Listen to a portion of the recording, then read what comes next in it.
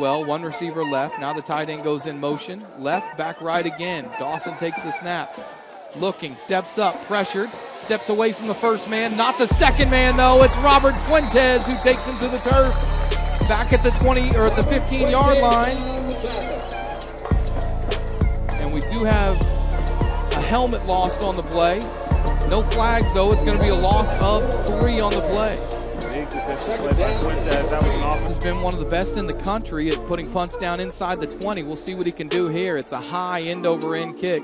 Fair catch called for, and the ball's dropped. It's loose on the turf, and I think Peyton Hunt, the long snapper's got it.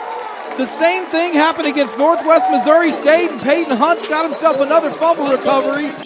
Working out of the gun, Peyton Scott is the running back. 2 receivers each side. Low snap, fakes the handoff. Brown looking, throwing, has Ridgeway over the middle, 45-50 into Tigers territory and down to the 47-yard line. Steph Brown to Madison Ridgeway for 27 yards and a first down. Yeah, and 2 or 3 offensive linemen complaining to. Moves to his left, takes the snap, hands to Soto, running right, and he's hit in the hole by Jason Harris after a 1-yard gain to the 40. Good play from Jason Harris, the junior linebacker out of Tulsa, and it'll be 2nd down and 9. Harris having a pretty good season for the Broncos, of course. The 40. Forrester fakes the handoff to Soto, throws it in the flat right side, and the Broncos read this one. Kobe Stevens comes in to make the play. He lost his helmet in the process as Dawson Brown made the grab. He's going to lose all the way back to the 43-yard line. 3-yard loss will set up a 3rd and 12. Yeah, Coach Doral is getting into Coach Stevens on the side. First down, Carney is the fullback, Cottrell is the tailback. Brown fakes the handoff to Cottrell. It's a play-action pass. He's got Oscar Hammond wide open. Hammond makes the grab at the 35-30, 25-20. No one's going to catch him. Steph Brown laid it up to a wide-open Oscar Hammond, and the Broncos go 80 yards and are an extra point away from tying this one up. Claps his hands a couple times, gets the snap. Broncos bring 5, pass in the flat, caught, but immediate tackle is made out at the 33-yard line. I believe that was Vaughn Deary out there that made the play. And it's going to be 4th down and 2, and Fort Hays State will punt it away. Yeah, you can't. Right end, and his running back, Kemper, is split out right. Here's a pass underneath to Kemper, a little underneath shovel, and Kemper finds room across the 30 to the 34. Interesting play design. It's almost that old school underneath trap, but technically it's a pass, and it gains 17 yards. I thought it was a 3-man weave. That's what it looked like. And we got Bob Hoffman, the UCO basketball coach, coming up at halftime. That looks like some Fort Hays defense. Brown hands to running back. Cottrell running left, looking to bounce outside. Gets to the 45 up near midfield. He lowers his head, and it'll depend on the spot. They give him the 50, so it's a 1st down. 10 yards on the run for Jalen Cottrell. The Broncos move it to midfield. Good run by Cottrell. He just put his head down right there at the end. Got that extra push. UCO moves it into Fort Hays State. Receivers on the right side, 1 on the left, empty backfield. 4-man rush as Brown looks, throws over the middle. Behind Madison Ridgeway, but he makes a great grab inside the 35 to the 32-yard line. 31. Brown sends a man in motion. That's Kemper. Brown looks, throws over the middle, has a man wide open. It's Terrell Davis inside the 5 to the 3-yard line. Then why did he throw to him? Brown had better ideas. Speaking of Kemper, here's a handoff to Kemper, left side, and Nasir Kemper's into the end zone for a Bronco touchdown. From 3 yards out, Nasir Kemper dives in, and UCO has their first lead of the afternoon with 4:15 to go in the first half. It's 16-10 Broncos. It took a minute for the Broncos to come alive here. Dawson claps his hands and sends a man in motion, fakes the underneath handoff, steps up, pressured, hit and dropped. Robert Fuentes with another sack. This one's a 1-yard loss from the 30 back to the 31, and the Tigers are going to use. Goes look to be bringing 4. 3 receivers for Dawson as he rolls right. Dawson throws one deep down the field, and that ball's intercepted. Kobe Stevens has it at the 10, at the 15, and he's out of bounds short of the 20-yard line. And that basically just turns into a punt for Fort Hays State. But the Broncos get the pick, and they'll take over at the 19. Big play by the UCO defense, and you know, like you said, yes, it shifts the field position a little bit like a punt, but at the same time, the Broncos have 3 timeouts left, and they've shown the ability to move the ball down the field today. So 1st and 10, offset eye, fake pitch. Brown rolling right, drops it off underneath to Dante McGee, who sidesteps, toe taps on the sideline and stays in bounds to the 34. McGee just ran out of room there. He gets 6 yards, though, from the 28 up to the 34.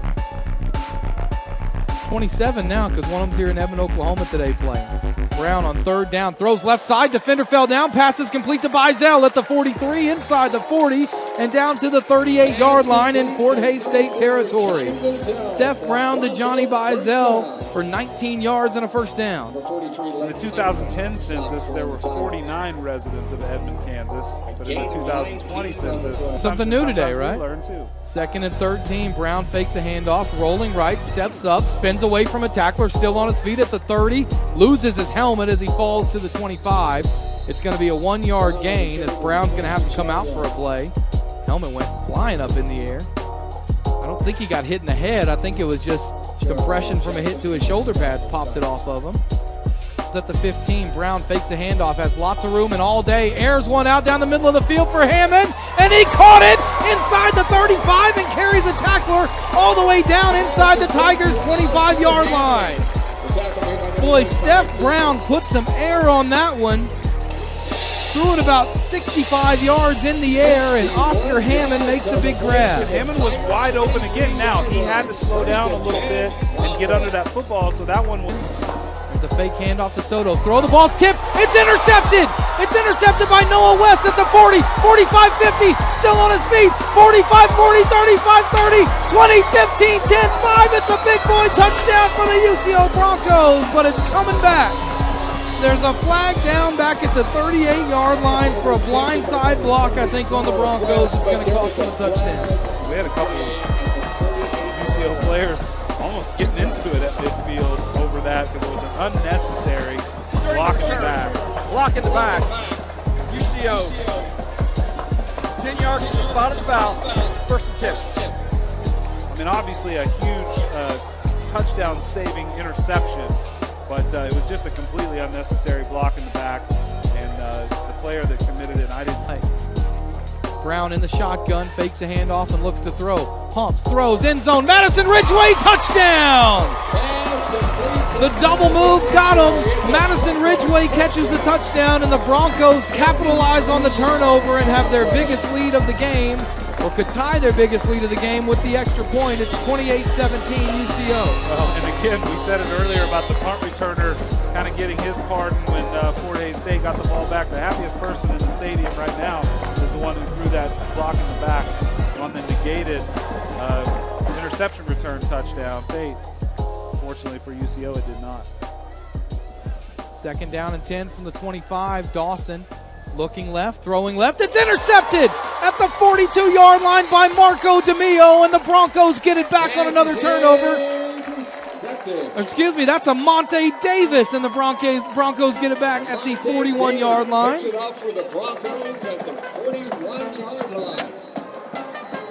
And so UCO gets their 3rd pick of the game, and the Broncos, with 11 minutes to go, look to put this one away now, up 28-17, and have it 1st and 10 at the Fort Hays State 41. Just when we're talking about... Brown takes the shotgun snap. Blitz comes. He steps up. He throws underneath to Dunn, who makes a grab at the 20. Breaks the tackle, and he's going to waltz into the end zone. Dominique Dunn on the crossing route makes the play, and the Broncos extend their lead to 34-17. 2 interceptions by Fort Hays State result in 2 offensive touchdowns by the UCO Broncos, and that's what happens. You can't make mistakes in football games. They're so critical. Get up north, I would think. In the shotgun is Forrester. Takes the snap. 2nd down as he's blitzed. Steps out of pressure momentarily, and now he's flung to the turf. Connor Johnson came through untouched. It looked like Forrester might sidestep him, but he slings him down all the way back at the 45-yard line for a loss of 10. Good defensive play called by the Broncos. Fort Hays State doesn't pick up that blitz, and Fort Hays pays in a big way with that loss.